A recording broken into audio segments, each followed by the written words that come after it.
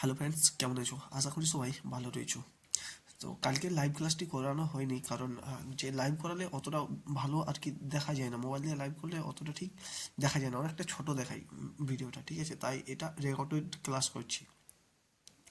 এই ক্লাসে তোমরা এসএসসি জিডিতে আসা প্রিভিয়াস ইয়ারের যত জিকে কোশ্চেন আছে না, সবগুলোই কিন্তু পরের পর ডিসকাস করে যাবো আমাদের এই চ্যানেলে, ঠিক আছে? তো তোমরা যদি হিস্ট্রিক থাকো প্রিভিয়াস ইয়ার কোশ্চেনের উপর, তো অবশ্যই আমাদের চ্যানেলটিকে সাবস্ক্রাইব করে পাশে থাকতে পারো। তো চলো আজকের ক্লাসটি শুরু করি। তো আজকের প্রথম প্রশ্ন হলো, পিএম রোজগার প্রস্থান যোজনা চালু হয় কবে? চলো ফ্রেন্ডস, পারলে এটির উত্তর করো। এটি কিন্তু যতগুলো আমি প্রশ্ন এটাতে করাচ্ছি, এগুলা কিন্তু সব প্রিভিয়াস ইয়ারে আসা প্রশ্ন, ঠিক আছে? তো চলো এটির উত্তর করো, পারলে এটির উত্তর করো। এটি ফ্রেন্ডস উত্তর হয়ে যাবে 2016 সাল, ঠিক আছে?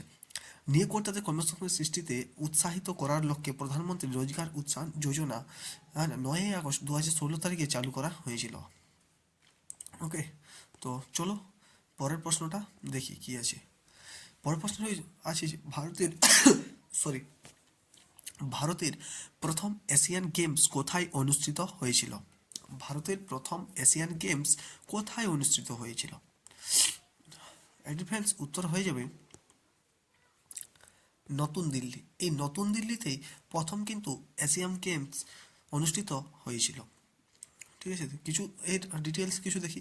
ভারতের দিল্লিতে 1951 সালে হয়েছিল এই এশিয়ান গেমস প্রথম, ঠিক আছে? 4ই মার্চ থেকে 11ই মার্চ পর্যন্ত এই এশিয়ান গেমস অনুষ্ঠিত হয় আমাদের ভারতের নতুন দিল্লিতে। সচিন নাগ, যিনি ছিলেন ভারতের একজন সাঁতারু, তিনি 1951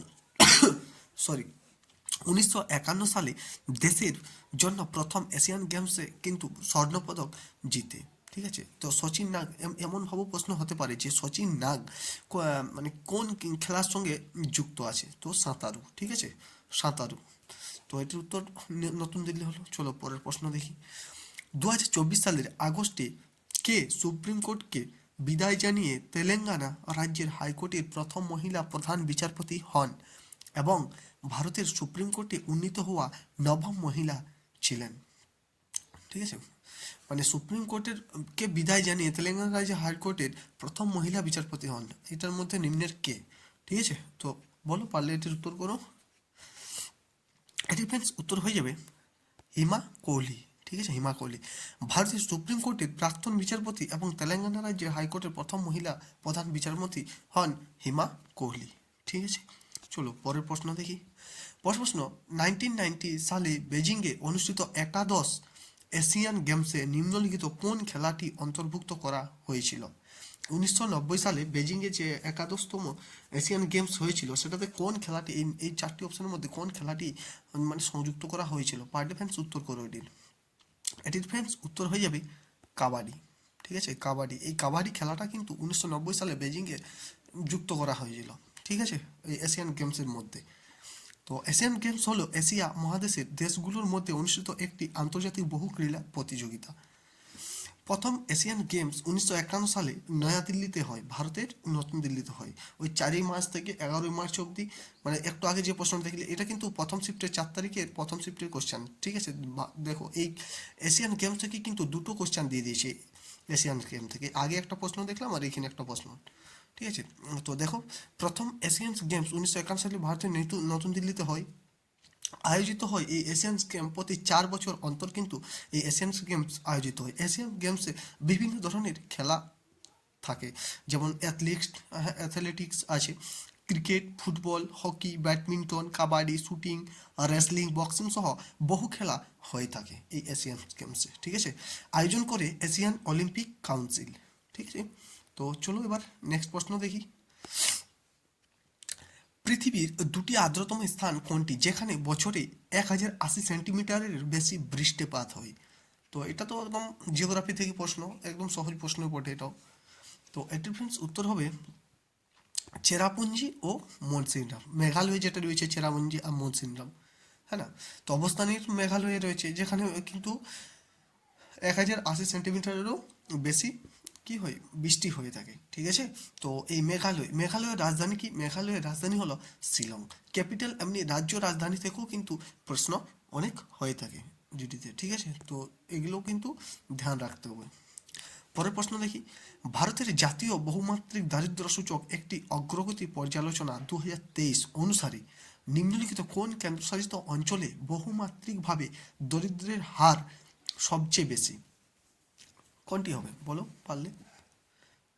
ডিফেন্স উত্তর হবে দাদরা ও নগর হাভেলি এবং দমন ও দিউ, ঠিক আছে, এটি উত্তর হবে এর। চলো পরের প্রশ্ন দেখি, পরীক্ষার সময় অন্যায্য আচরণ বা অপরাধে জড়িত ব্যক্তিদের জন্য পাবলিক পরীক্ষা অন্যায্য উপায় প্রতিরোধ বিল 2024-এর অধীনে কত জরিমানা নির্ধারণ করা হয়েছে? মানে পরীক্ষার সময় যদি কেউ কোনো নোট টোট নিয়ে ভিতরে গেছে না, সেটা ধরা পড়েছে, তাহলে ওর উপর কিছু জরিমানা হয়, ঠিক আছে, এমনকি জেলও হয়ে থাকে।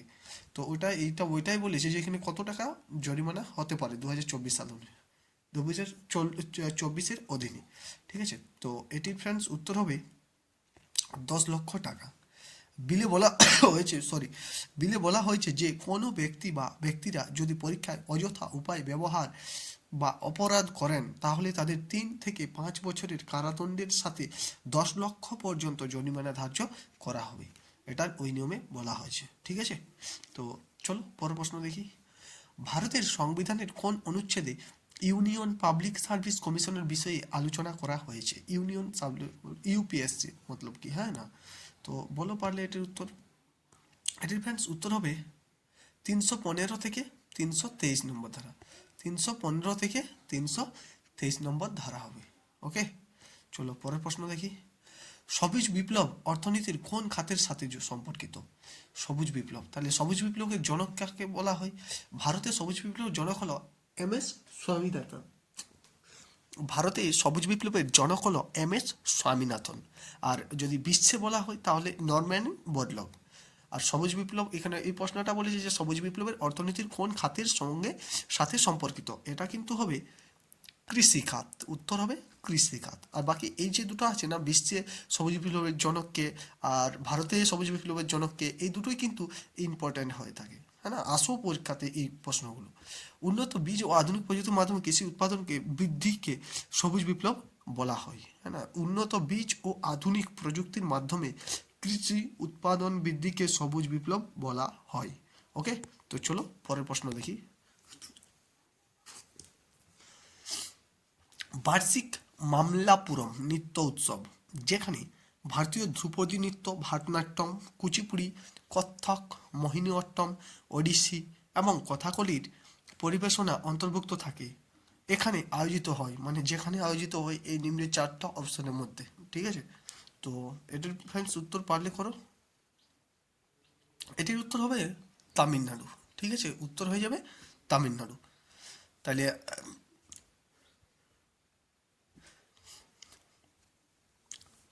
দেখো, ভারতনাট্যম, কুচিপুড়ি, কত্থক, মোহিনীঅট্টম, ওডিসি ও কথাকলির পরিবেশনা নিয়ে মামলাপুরম নৃত্য উৎসব তামিলনাড়ুর মামলাপুরমে অনুষ্ঠিত কিন্তু এটা হয়ে থাকে। চলো পরের প্রশ্ন দেখি, এটার মধ্যে যেমন এই এই এই ক্লাসিক্যাল ডান্সগুলো রয়েছে না, ভারতের ভারতনাট্যম কোথায়, কুচিপুড়ি কোথায়, কত্থক কোথায়, মোহিনীঅট্টম কোথায়, ওডিসি কোন রাজ্যে হয় এবং কথাকলি কোন রাজ্যে হয়, এগুলো কিন্তু ইম্পর্টেন্ট। এটার থেকে একটা ডেডিকেটেড ফুল ক্লাস একটি নিয়ে আসবো, ঠিক আছে, খুব শীঘ্রই নিয়ে আসবো, যে ক্লাসটিতে শুধু ওই নৃত্য, ধ্রুপদী নৃত্য সম্পর্কেই পুরো বিষয়টি থাকবে, আর সেটা থেকে কিছু কিছু প্রশ্ন করিয়ে দেবো, মানে পিভিসি যেসব প্রশ্নগুলো এসেছে সেগুলো তার সাথে করিয়ে দেবো।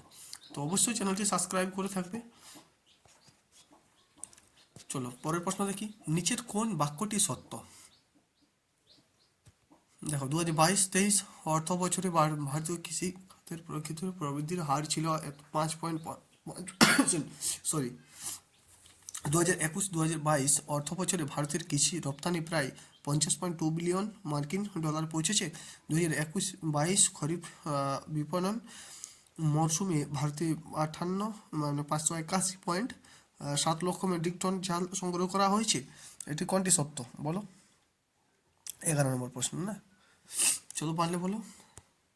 এটি ফ্রেন্ডস উত্তর হবে অনলি 1 and 3, মানে একেরটা দুইয়েরটা সত্য, ঠিক আছে। তো এটা অপশন বি হবে উত্তর। পরের প্রশ্ন দেখি, সঙ্গীত একাডেমি থেকে মর্যাদাপূর্ণ নাট্য কলানিধি পুরস্কার জয়ী লক্ষ্মী বিশ্বনাথন কোন নৃত্যের জন্য বিখ্যাত ছিল? সরি, হ্যাঁ, চলো বলো পারলে এটি। এটি ফ্রেন্ডস উত্তর হয়ে যাবে অপশন ডি, ভারতনাট্যম। ঠিক আছে, ভারতনাট্যম। চলো পর প্রশ্ন দেখি। তৃতীয় পঞ্চবার্ষিকী পরিকল্পনা 1961 থেকে 1966 প্রধান অর্থনৈতিক চ্যালেঞ্জ কী ছিল?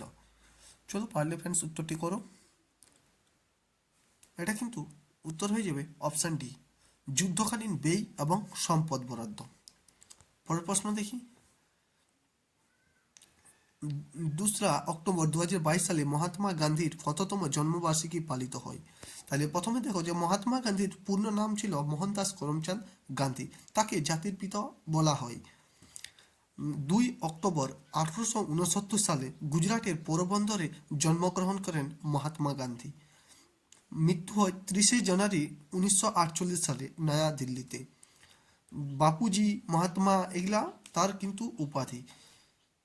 ভারতের স্বাধীনতা আন্দোলনের প্রধান নেতা, দক্ষিণ আফ্রিকায় প্রথম সত্যাগ্রহ আন্দোলন শুরু করে এই তিনি, বলতো মহাত্মা গান্ধী। এই 2 অক্টোবর গান্ধী জয়ন্তী, জাতীয় ছুটি ও আন্তর্জাতিক অহিংসা দিবস কিন্তু পালন করা হয়। তাহলে 2 অক্টোবর 2022 সালে মহাত্মা গান্ধীর কততম জন্মবার্ষিকী ছিল?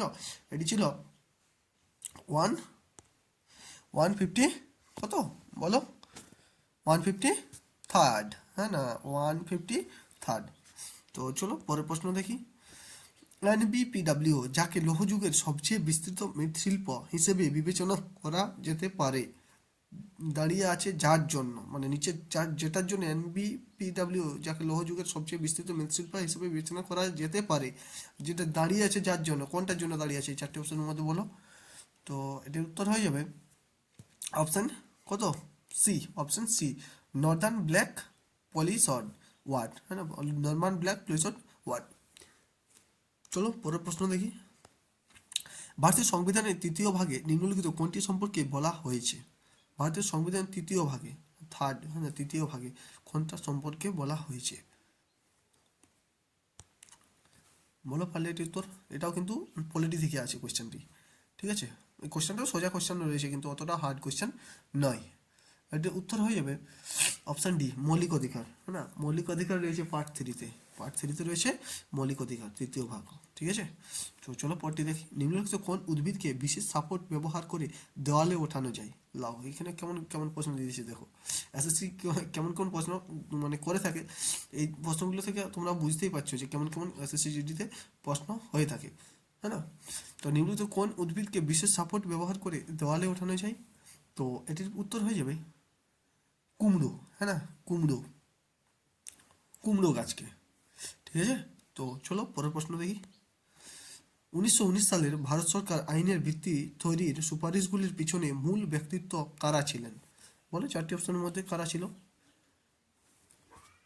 এটির উত্তর হয়ে যাবে অপশন সি, লর্ড চেমসফোর্ড এবং এডউইন মন্টেগু। চলো পরের প্রশ্ন দেখি। মাইকেল ফ্যারাডে কখন বৈদ্যুতিক ট্রান্সফরমার এবং জেনারেটরের পিছনের নীতি তড়িৎচুম্বকীয় আবেশন আবিষ্কার করেন? কত সালে সেটাই বলেছি এখানে, বলো পারলে উত্তর করো। এটির উত্তর ফ্রেন্ডস উত্তর হবে 1831। ঠিক আছে, চলো পরের প্রশ্ন দেখি। তিনি ছিলেন একজন কর্ণাটকী কিংবদন্তি গায়িকা যিনি ইউরোপ, উত্তর আমেরিকা এবং জাতিসংঘের সাধারণ পরিষদে গান গেয়েছিলেন। তিনি কে ছিলেন? পারলে উত্তর করো এটিও। এটির উত্তর হয়ে যাবে মাদুরাই সানমুখ বাদিভু শুভলক্ষ্মী। ঠিক আছে, তো আজকের প্রশ্ন এই 20টাই ছিল। আমাদের এই চ্যানেলে কিন্তু এসএসসি জিডি পরীক্ষার অবধি প্রত্যেক দিনই কিন্তু এরকম নতুন নতুন প্র্যাকটিসের সঙ্গে নতুন নতুন ভিডিও আসতে থাকবে। তো তোমরা যদি হিস্ট্রি প্র্যাকটিস সেট দেখার জন্য তো অবশ্যই চ্যানেলটি সাবস্ক্রাইব করে পাশে